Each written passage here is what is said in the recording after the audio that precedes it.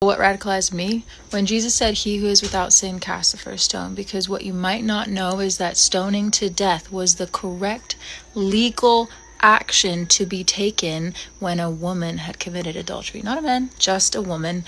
And that Jesus put himself between the angry mob hurling stones and the woman, even though they were just enacting their correct and legal civic responsibility, because he recognized that the law of love and humanity and grace all supersedes the law of the land in that instance. What radicalized me is when Jesus put himself in the line of fire alongside a woman who had, in that time and place, every reason to be hurt, abused, killed due to the wrong that she had done.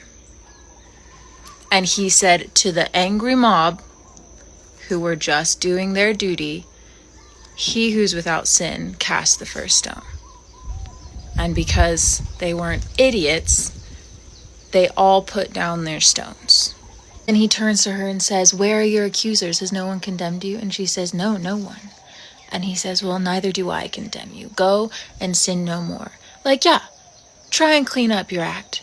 Try and obey the laws of the land. He said to give to Caesar what is Caesar's, pay your taxes, obey the law, until that law breaks barriers of basic human rights, decency, and fair treatment. Who am I to condemn when Jesus looked at me and said, "Neither do I condemn you"? I've made so many mistakes. I've done some fucked up stuff. So you won't catch me throwing the first stone. So that's what radicalized me, because who am I to condemn if Jesus is not? And who am I to stand by silently saying, "Oh, it's just the law. They're just doing their job," if even Jesus put himself in front of the firing missiles to protect the woman who was by law in the wrong? That's the gospel that I was taught. That's the gospel that radicalized me. Unfortunately, it's the gospel that's being twisted to justify misuse of power.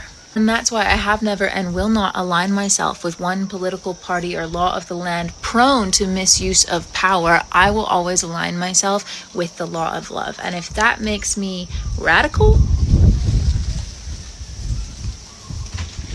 dangerous times.